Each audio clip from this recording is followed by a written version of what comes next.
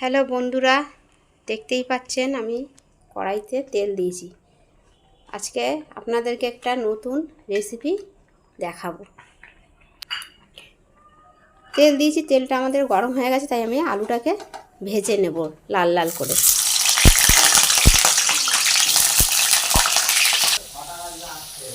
দেখতেই পাচ্ছেন আপনারা, আমার আলু কিন্তু লাল লাল করে ভাজা হয়ে গেছে। আমি এখন তুলে নেব।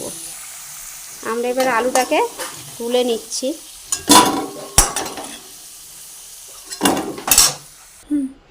আমি এখানে 2 চামচ মতন জিরের গুঁড়ো নিয়েছি, একটা বড় সাইজের গোটা পেঁয়াজ নিয়েছি, এখানে 2 চামচ আদা বাটা নিয়েছি, 1 চামচ লঙ্কার গুঁড়ো, একটা টমেটো ঘষে নিয়েছি। যে আমি তুলে নিয়েছি, গোটা জিরে ফোড়ন দেব, দেওয়ার পরে পেঁয়াজগুলো ফোড়ন দেব।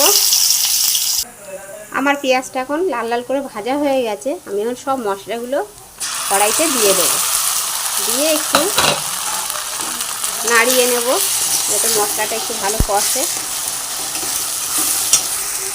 স্বাদ মতো নুন দিয়ে দেব,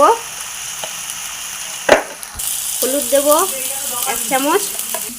এবার আমি ভেজে রাখা কাঁকড়াগুলো এই মশলার মধ্যে দিয়ে দেব। দেখতেই পাচ্ছেন আমরা কাঁকড়াগুলো দিয়ে মশলা দিয়ে ভালো করে কষিয়ে নিচ্ছি।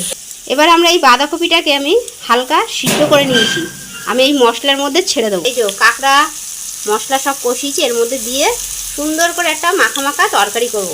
খেতে কিন্তু হেভি টেস্টি হয়। দেখতেই পাচ্ছেন আমরা কিন্তু ভালো করে এই মশলাটাকে দিয়ে বাঁধাকপি দিয়ে ভালো করে আমি কষিয়ে নেব।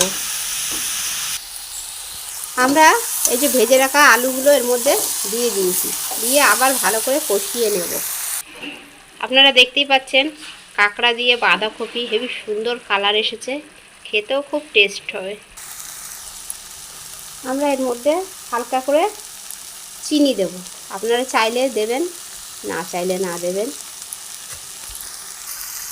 আমরা একটু আবার নেড়ে নেব। আমার তরকারিটা প্রায় হয়ে এসছে।